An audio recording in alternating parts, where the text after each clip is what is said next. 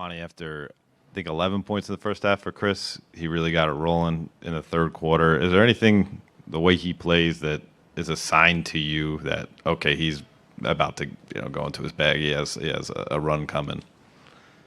I can't answer that one with there's no marker for me. There's just when it's going like that, you just want to space the floor well and let him orchestrate. I thought he was making the right plays. They were switching a ton, and we have to offer that space and play faster if he gets off of the ball. But he was making shots, and when he's in that mode, we just feed off of that. But I don't have a marker or a segment in the game where I'm like, here he goes. It just happens, and our guys feed off of those moments in the game. Right in front, Dwayne.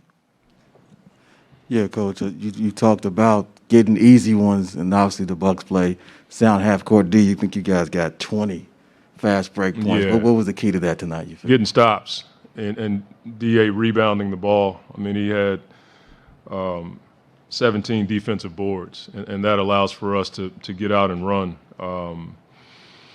And I thought our guys were intentional about making plays for someone else, even if you didn't get the ball by running the floor. The floor was spaced, and so we were able to attack the paint or play hit ahead. They're a good defensive team, so anytime you can get easy buckets, it really helps you. Ramona in the middle. Hi, Monty. Ramona Shelburne, ESPN. You've had Chris early in his career, now towards the end of his career here. And then I remember in the first round you kept saying he has a look, like you guys have looks and you read him.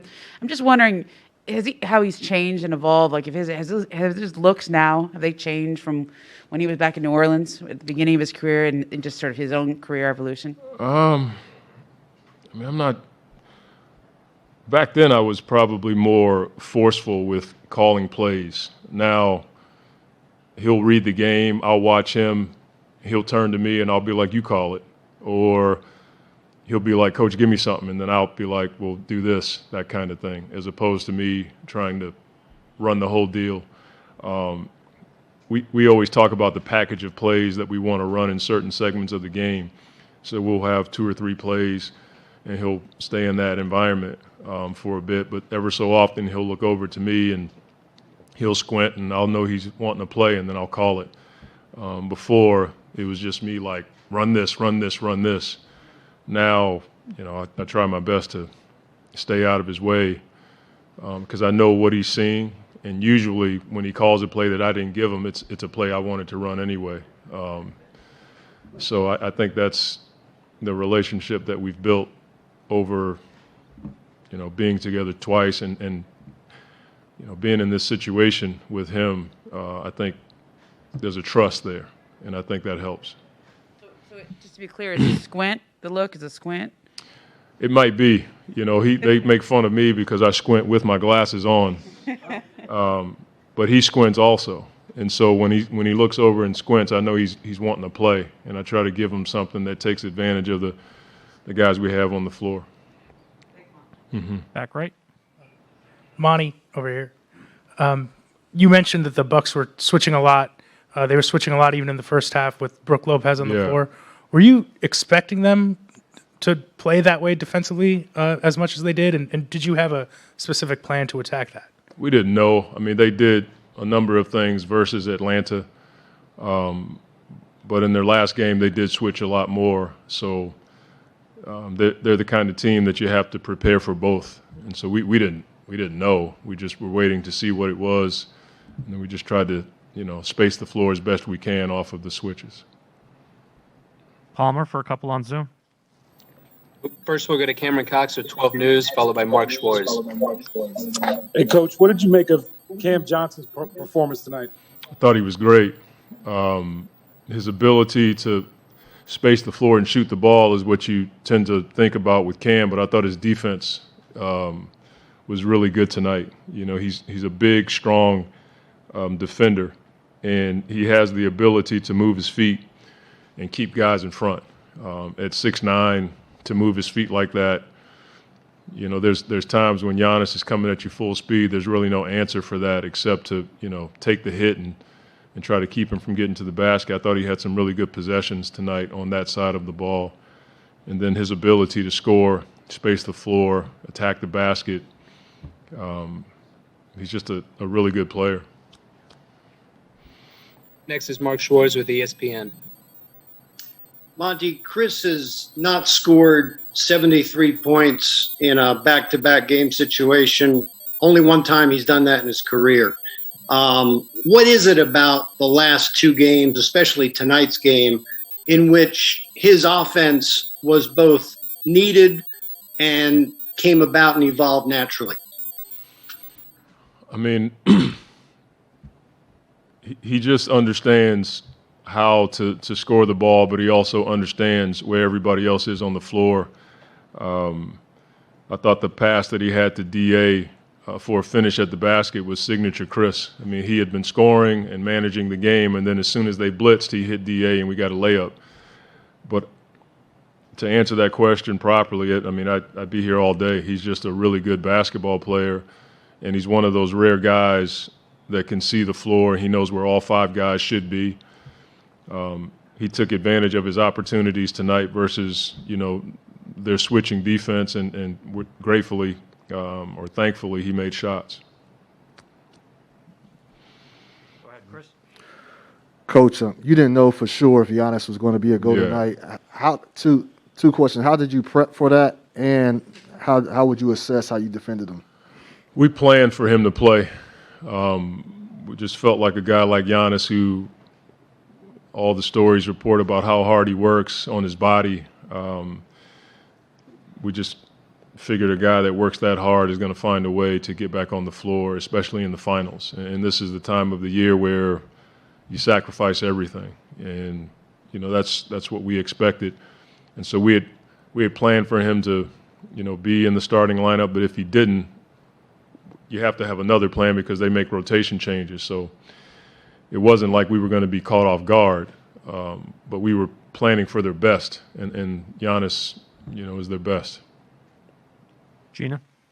Hey, Monty, we've talked so much about DeAndre's play throughout the playoffs, but his efficiency in particular, just what do you feel like have been the biggest keys for him to just maintain that from the beginning of the playoffs up until now? I mean, he's just locked into the role, and sometimes when you tell a player he has a role, they tend to think that you're limiting their ability. I don't think DA thinks that. I think he understands his role and how it can affect winning on both sides of the ball. And, you know, it certainly helps to have Chris and Book, you know, creating opportunities for him, but he's done a really good job of understanding the angles and screens and where to be in the pocket to finish around the basket.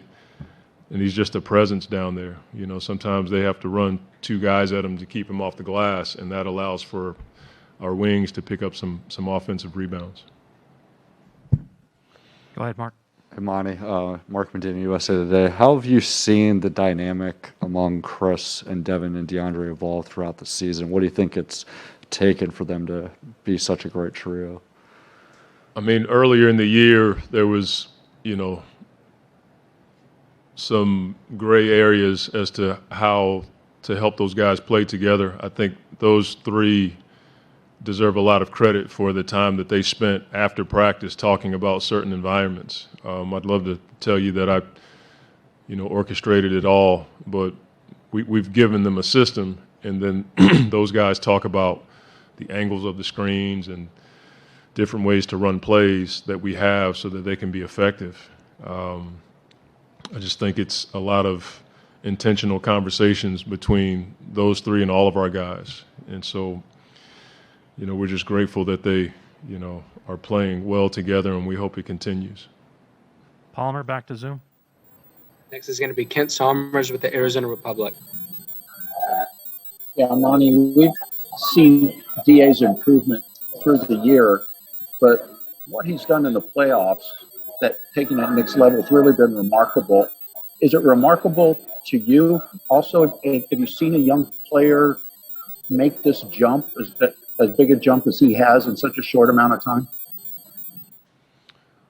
I don't know. I mean, I'm happy that he's playing well, and I'm happy that he has an effect on the game in different ways. You know, it's not just offense. There are games where defensively he impacts the game and covers up a lot of mistakes that we make. It usually takes younger bigs a lot longer. But I think playing with Chris, playing with Devin, and the work that DA puts in with Coach Mark Bryant has really helped him. You know, he is a talented player. His ability to rebound and finish around the basket, and then, you know, to have a big that can step up and make free throws is something that we don't take for granted. So he'd be the first one to tell you if he gets a chance to sit here. It's one game, and we have a lot more work to do, and that's where his focus is probably at right now, is just winning the next game. Final question is going to be Greg Moore with the Arizona Republic. Coach, thank you. What are your thoughts on starting strong, both in this game and in the series?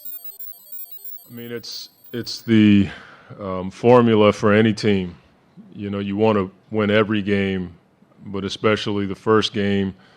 It gives you a level of confidence. But our starts over the course of the playoffs, when we start well, it tends to build confidence for our team. I think about Game 5 against the Clippers when we had that, you know, below average start. You know, we were digging ourselves out of a hole, and it wasn't just the offense. It was just having the energy and the juice that we typically play with. So I do think it's important. I think our guys understand that, and we need to do it every time we step on the floor. Thank you, Coach. Thank you.